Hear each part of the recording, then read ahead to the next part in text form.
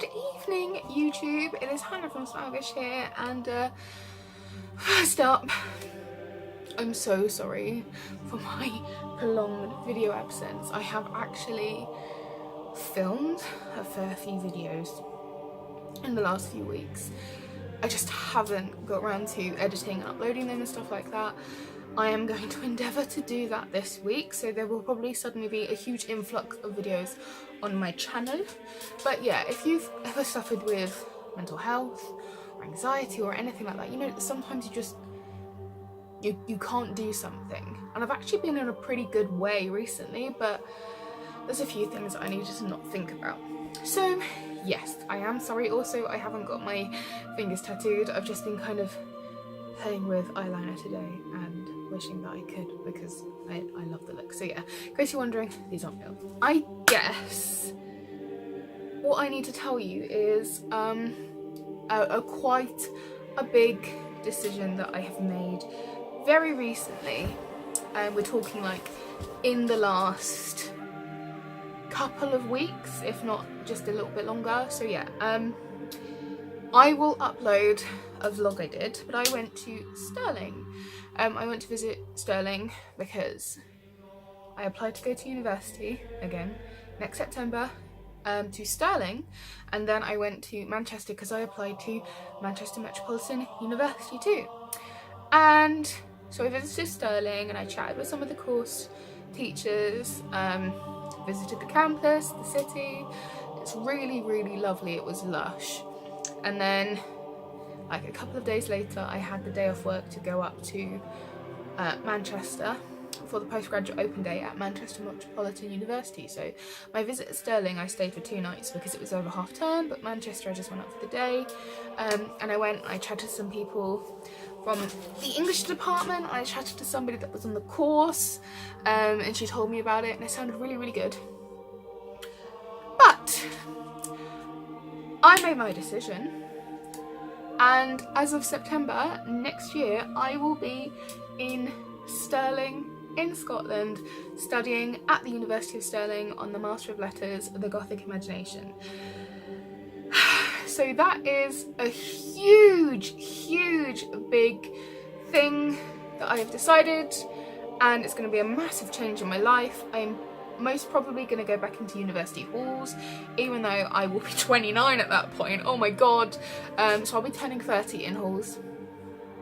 That's cool.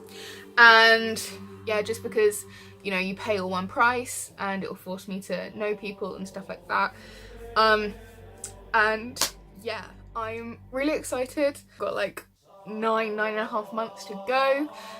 So a big part of what I'm going to be doing in the next few months is like preparing, because I haven't done any study for years. So obviously there was a little bit of studying, a little bit for my teacher training, which I did 3 years ago, but that's only because I did the PGCE top-up, so I would get the academic qualification as well as the professional qualification. So I had to do like a couple of assignments for that, but it wasn't like anything like a proper like full-time course. I did my master's degree 5 years ago now, I think it was 5 or 6 years ago, I'm really old, in medieval studies, but like I haven't really done any proper study for a while, so I feel like I need to get back to it and sort of relearn how to do it, because I'm really like extra and I get really excited. I've already got myself a folder, can you see? Like the Gothic Imagination prep. So in here I've just got, you know, a few things.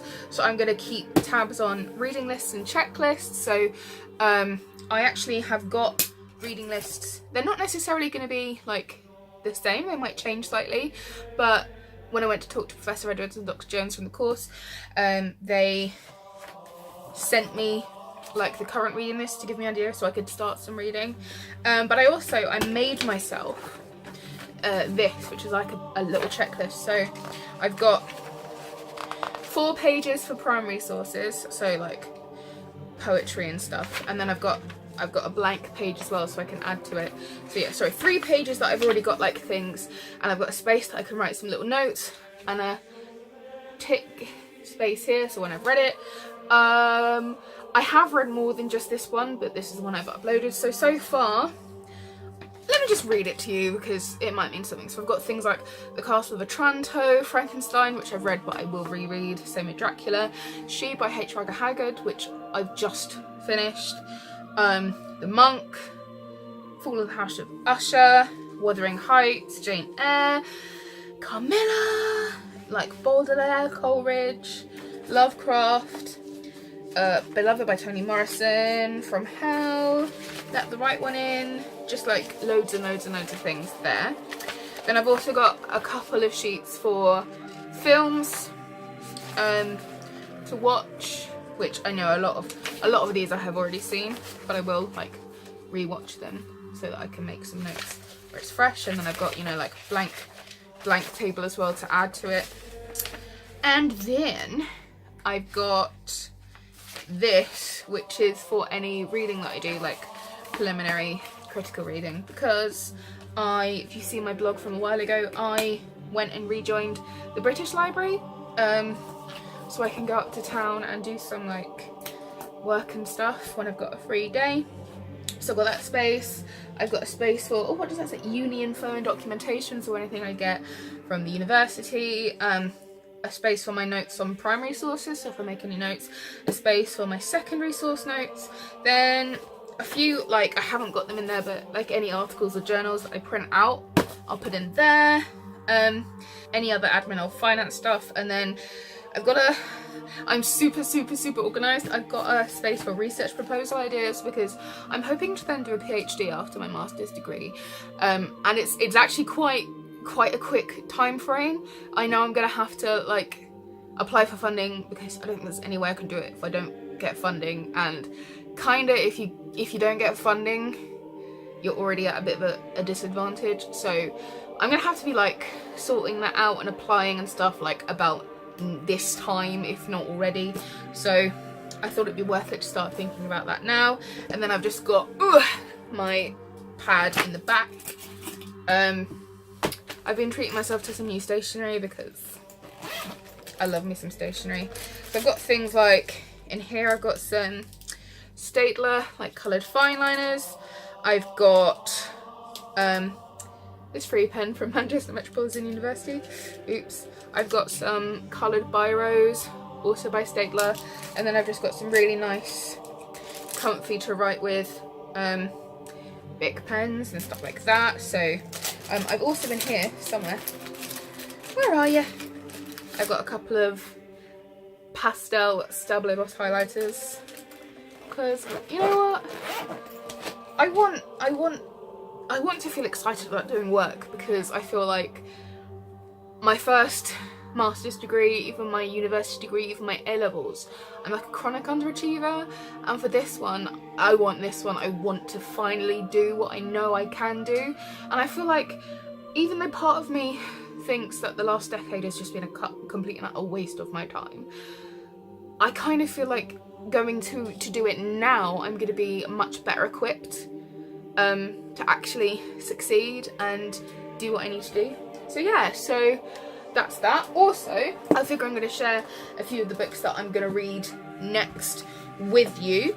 So I'm currently reading The Jewel of the Seven Stars, which is a mummy tale from Bram Stoker, because actually I always figured that I would be looking at like vampires or werewolves or like Victorian death culture and poetry and stuff, but actually I was supposed to go and do a short course at the British Library that was all about mummies, and it was cancelled because there wasn't enough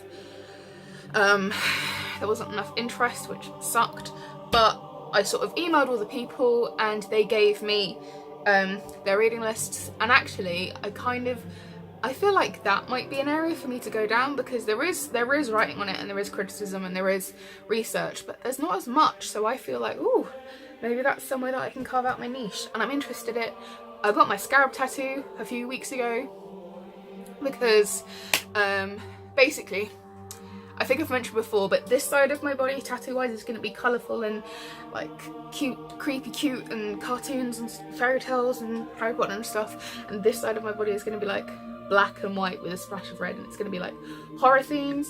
And I got the scarab because when I was like 10, 9 or 10, 11, the Mummy with Brendan Fraser and Rachel Weisz was like one of my favourite films.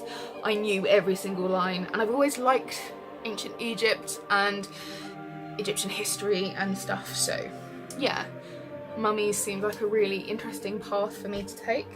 So this isn't a to read, but I recently read this, Lost in a Pyramid and Other Classic Mummy Stories, which was curated and selected by Andrew Smith, who I believe he was one of the people that were going to talk on the short course at the British Library, and this is a British Library collection. Some of these, I'm not going to lie, some of these were hilariously bad, but a few of them were brilliant. So if you're interested, I would recommend getting a hold of that. So like I said, The Jewel of the Seven Stars is what I'm currently reading right now, and that is Bram Stoker's mummy story. I just finished She by H. Rider Haggard, which isn't strictly a mummy tale, but it kind of is. I've also got The Mummy, A Tale of the 22nd Century by Jane Loudon, which is a kind of anonymously published mummy book, which not many people know about. But yeah, I'm really excited to read that one. And then I've also got some other ones. Now these aren't strictly on my reading list per se, but they're ones that I wanna read and delve into. I've got lots of other classics, but I did mention this one in my reading list. This is Wide Sargasso Sea by Jean Rhys, and it is the story of Bertha, or Antoinette Cosway, who is the mad woman in the attic in Jane Eyre.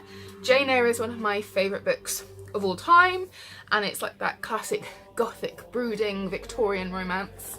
And one of the characters is the mad woman in the attic, which is a bit of a trope, and that is Rochester's first wife. And this is the story of Antoinette, or Bertha, and how she got married. She got married to Rochester and taken away, and basically her story. So there's that. This isn't strictly gothic, it's kind of veering into the, it's not veering into, it is science fiction. The Invisible Man by H.G. Wells. Something I really want to look into as well is like early horror film, and I know that The Invisible Man appeared quite a few times in early horror films, so there's that. And I've never actually read it. I've read a couple of H.G. Wells books, especially The Time Machine, because I had to read it at university. I did a science fiction, literature and film course, and we read The Time Machine. I'm not a massive fan of H.G. Wells' writing style, but I'm going to give this a read. It's not massively long, so it should be fine. And then I found this today, and this is The Night Watch by Sergei Lukyanenko. And it was a film a few years ago. I haven't seen the film. I don't think I've seen the film. But it's basically kind of like a take on vampire stuff. So yeah. So that's just a few of the books that I'm going to be reading.